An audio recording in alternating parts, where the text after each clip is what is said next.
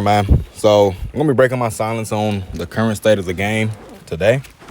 Now, I'm not sure if I'm going to be using Streetball Allstar content in the background or whatever I've been playing instead, because I haven't been enjoying the game as much as I was maybe like 3 or 4 months ago.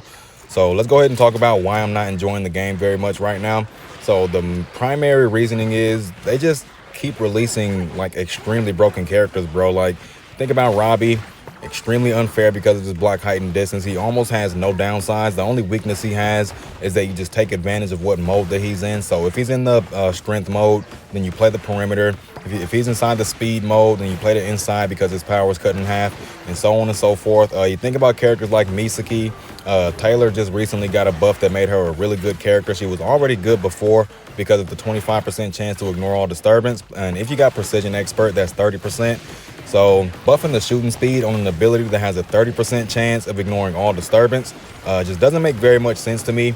And the fact that characters that aren't being used are for some weird reason getting nerfed. Like, you think about these 3 characters that just got nerfed in the update that we're in right now, Mei, Hoi, and Havoc G. How frequently in higher elos anyway do you actually see those characters, right? So they might be kind of dominant inside lower elos, and I know that on social media that Streetball All-Star shared some posts saying that Havoc G was one of the highest pick rate characters in the game. But come on, Raccoon Digi, we know the reasoning for that. I'm pretty sure that large percentage of people wasn't picking Havoc G because his quick shot was so broken and no one could stop it. I'm pretty sure they were picking Havoc G because he's a small forward, he can dunk, he can shoot, and he can also rebound pretty good over other small forwards. So that's why people are picking Havoc G over Maggie, because Maggie's kit is not as good as Havoc G. Big Mike, most people don't play center inside this game. If you find a center, 9 times out of 10, they don't actually main that position. They just have one in case they have to play it.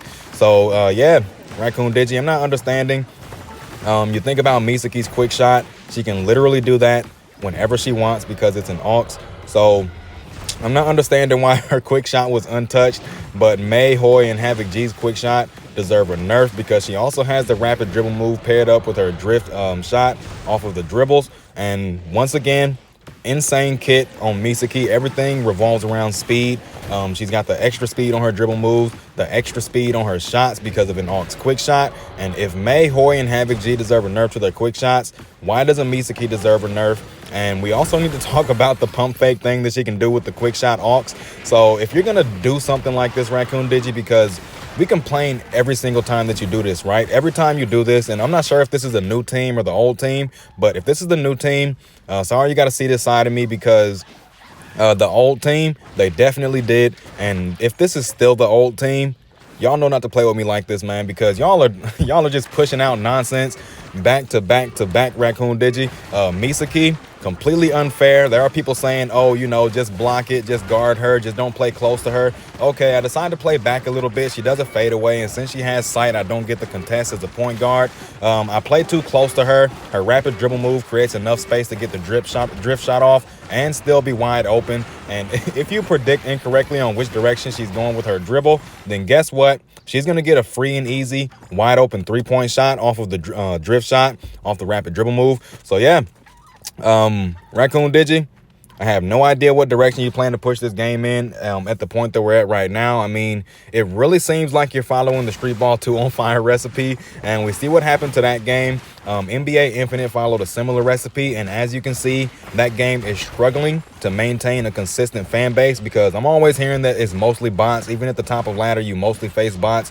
At least in Streetball All-Star, you have enough players playing your game to a point where if people are inside Diamond 1, they will be guaranteed real people because there are enough people playing.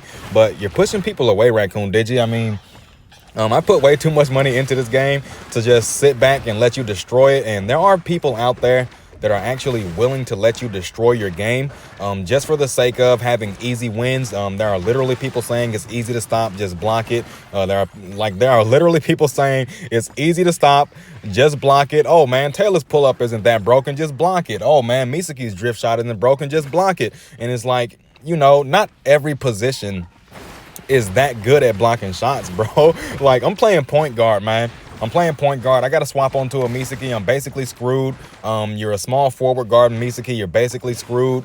You got to ban her. And if you ban her, then you leave other characters who are extremely broken available, like Elise, like Robbie, like Emily. Most of the broken characters are bigs, if we're being honest, because their block heights and distances are completely unfair. I mean, I feel like characters like Howie, characters like Daisuke, characters like Big O, their block heights and distances should be the standard for centers inside this game, because being able to block from like a Robbie distance, completely unfair. Being able to block from an Emily distance, completely unfair inside of a game like this, because you can't get anything done on the perimeter, bro. And then Emily also has a chase down block, so she can literally stand at the free throw line, waiting on something to happen on the perimeter. If they pass in, she just does a chase down block. She can literally lock down the inside and the perimeter by just simply standing in between the two spaces.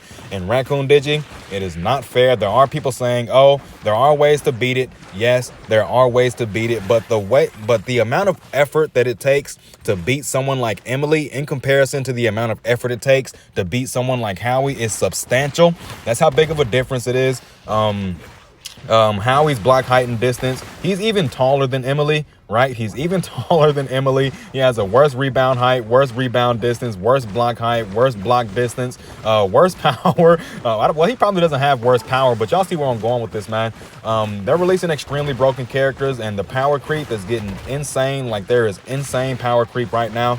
Every new character is getting released, everyone is copping them immediately because they already know that they will dominate if they unlock these recent new characters. I think the most balanced recent new character we got was Zilong. And even then, if he's in the right hands, he's a completely broken character because he has a really good psychology. He's kind of like a Randy. He can score on the inside, but he can also score on the perimeter through the use of his abilities and stuff. So yeah, Raccoon Digi.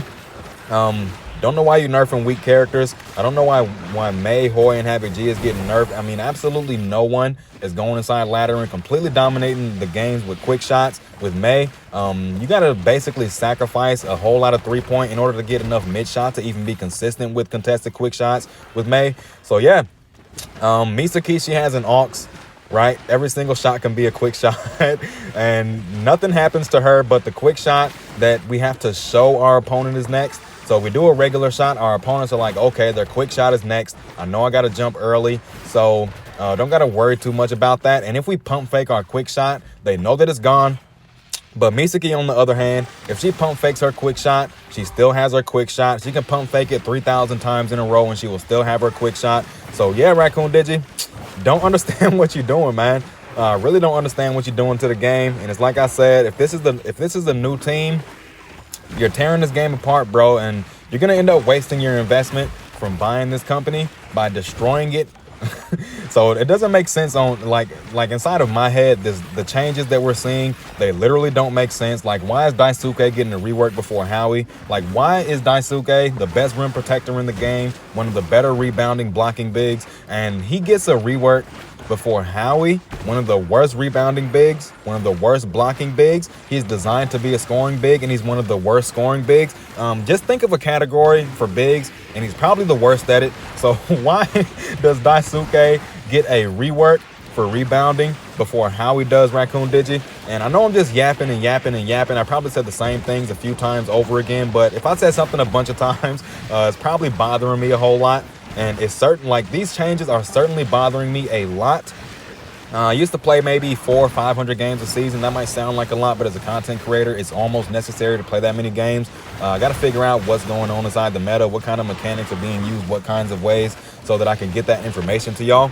But I just haven't been having fun playing this game, bro. It's like I'll get on, then I got to face something broken, and I'm off after maybe 2 or 3 games. And if I face something broken on my first game, I'm probably getting off after that one because y'all know I don't use broken characters, bro. It's like I'm not the type of person who only gets upset at something if it affects me. Yes, I could unlock all these broken characters if I wanted to. Yes, I can afford to unlock these broken characters every single season if I absolutely wanted to.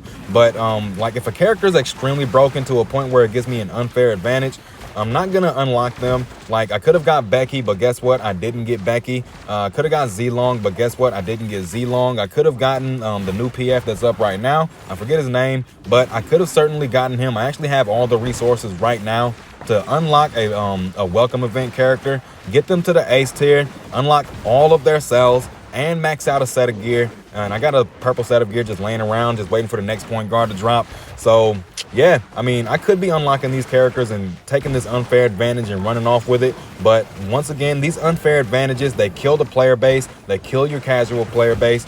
And the less casual players that you have, the harder it's going to be to maintain your game in terms of engagement. Like if you only have people that are spending insane amounts of money, there's probably maybe like 100-200 people playing this game spending insane amounts of money. Now there are other people who are spending a lot, but they're not spending insane amounts of money, and you're going to be ruining the game for those people that aren't spending as much as those two sets of people, and they're going to leave, and they're the majority. The worst thing you can do is push away your majority, because even if those people are paying you at some point, those higher people that are paying you are also going to stop playing your game because ladder's going to be infested with bots.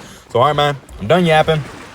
State of the game right now, it is in a horrible place. Now, of course, people who have no issue with ruining the game for other people, they think the game is in a great spot right now, but the game is being ruined for a lot of people, man. And Raccoon Digi, I hope you hear me out, because I told the Streetball 2 on Fire Team this. I said, if you don't fix this issue, this is the exact same issue that they had, the same reason why their game died. They're releasing broken characters, not balancing them out later on down the line, not buffing weaker characters to a point where they can at least compete with those characters. They don't have to be as good as the paid characters. Like if a character is premium, of course, they should be a little bit better than the characters that you get for free, the ones that you don't have to spend rubies on.